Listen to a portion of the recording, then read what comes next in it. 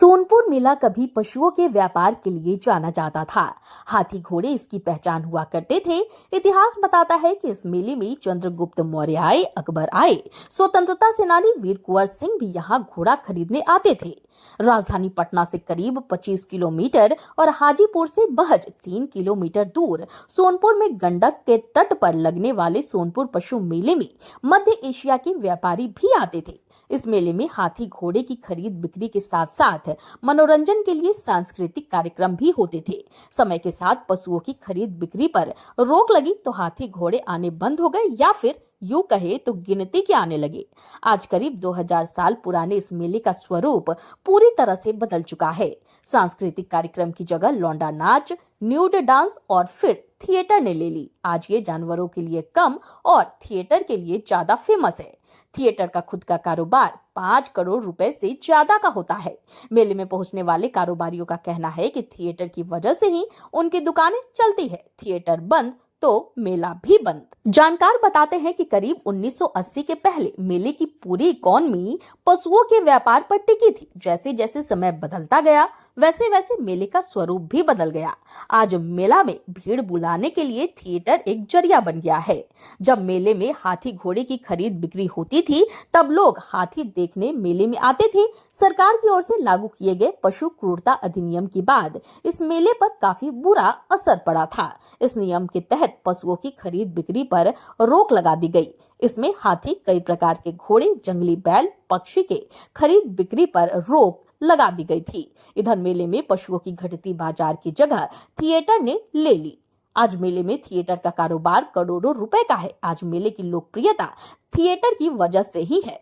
करीब 1600 ईस्वी के पहले यहाँ राजा महाराजा अपनी सेना में शामिल करने के लिए हाथी और घोड़ा खरीदने आते थे। उस दौरान राजाओं के ठहरने और मनोरंजन की व्यवस्था की जाती थी। तब गीत संगीत के माध्यम से राजाओं का मनोरंजन होता था। मध्य एशिया के साथ दक्षिणी भारत से भी व्यापारी यहाँ हाथी और घोड़े खरीदने आते थे। धीरे धीरे व्यापारियों के लिए भी मनोरंजन की व्यवस्था की जाने लगी। 1700 ईस्वी के बाद गीत संगीत में डांस भी शामिल होने लगा। तब लौंडा डांस और नाटक होता था। लौंडा डांस और नाटक सभी के लिए था। ठहरने का कोई उचित इंतजाम नहीं होने के कारण दूर दूर से मेले में पहुंचे व्यापारी और आम आदमी रात में नाटक देखकर मनोरंजन करते थे। 1920 ईस्वी के बाद अंग्रेज इस मेले में मनोरंजन के लिए लड़कियों को लाने लगे। धीरे धीरे इस मेले में गीत संगीत के कार्यक्रम ने थिएटर का रूप ले लिया और थिएटर को बिजनेस के रूप में स्थापित कर दिया गया। आपको बता दें कि पहले सोनपुर मेले में शास्त्रीय संगीत और शेरो शायरी की महफिल लगती थी। तब सूफी साहित्य और सूफियाना गीतों के जलवे भी कायम थे। साहित्यकार अपने अपने नज्मों को पेश करते थे। बाद में राजा महाराजाओं के लिए महफिल सजने लगी। तवायफ यहाँ आकर मुजरा करती थी। कभी मनोरंजन के लिए होने वाला यह नाच गाना धीरे धीरे मेले की पहचान बनते चला गया। पहले छोटे छोटे शामियाने बनाकर दर्शक गैलरी बनाई जाती थी, लेकिन फिर उसकी जगह टेंट ने ले ली। साल 1945 में सोनपुर मेले में गुलाब बाई की एंट्री हुई, जिन्हें नौटंकी यानी कि नाटक की एक शैली है ये, इसकी मलिका कहा जाता था। दरअसल स्टेज शो के लिए थिएटर से पहले नौटंकी शब्द का इस्तेमाल किया जाता था। नौटंकी का बदला हुआ स्वरूप बाद में थिएटर आया। भोजपुरी के शेक्सपियर कहे जाने वाले भिखारी ठाकुर भी अपने नाटक की प्रस्तुति के लिए यहाँ आते थे। एक समय ऐसा भी था जब थिएटर में मर्द ही औरतों का किरदार निभाया करते थे। 70 के दशक में थिएटर में एक दिन में 3 शो हुआ करते थे। ये सभी शो नाटकों से जुड़े हुए थे और पर्शियन शैली में थे। हल्दी घाटी का खेल, मीर कासिम, लैला मजनू, शीरी फरहाद जैसे नाटक दिखाए जाने लगे। इससे होने वाले अच्छे आमदनी के कारण मेले में थिएटर की संख्या धीरे धीरे 7 से 8 हो गई। सोनपुर मेले के थिएटर के लिए साल 1977 एक टर्निंग पॉइंट था। तब न्यू डांस काफी चर्चा में आया। कुछ आधुनिक व्यवसायी थिएटर में मुंबई, दिल्ली, मद्रास के कैबरे डांसर को बुलाने लगे। कैबरे डांस करते हुए लड़कियां एक एक कर अपने कपड़े उतारती जाती थी।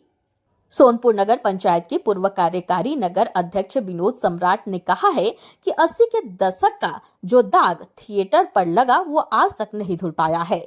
वो ऐसा दौर था जब थिएटर में न्यू डांस होता था। कैबरे डांस के कारण मेले में थिएटर की पहचान ही अलग बन गई। न्यूड डांस को लेकर मीडिया में खबरें छपने लग गई थी। दिल्ली के एक अखबार ने छापा था कि इस साल हरिहर क्षेत्र सोनपुर मेले में हाथी घोड़े बैल के साथ साथ मानवता भी नीलाम हो गई है। इस हेडलाइन के बाद बिहार सरकार ने इसे बहुत गंभीरता से लिया। इसी समय सोनपुर में एसपी डीएन गौतम की पोस्टिंग हुई थी। वो अपने कड़क मिजाज के लिए जाने जाते थे। उन्होंने थिएटर के संचालन पर सख्त निगरानी रखी। रात में डीएन गौतम ने अपने एक दो खास साथियों के साथ घोड़े पर बैठकर छापेमारी शुरू कर दी थी। इस दौरान कई लोगों पर मुकदमा दर्ज किया गया और आरोपियों को जेल तक भेजा गया। इस एक्शन के बाद थिएटर में अश्लीलता पर अंकुश तो लगा, लेकिन मेले की वही पहचान बन गई। फिर रिकॉर्ड गाने पर कलाकारों के डांस की शुरुआत की गई, जो अभी तक जारी है। आज कलाकार भोजपुरी गानों में डांस करती हैं।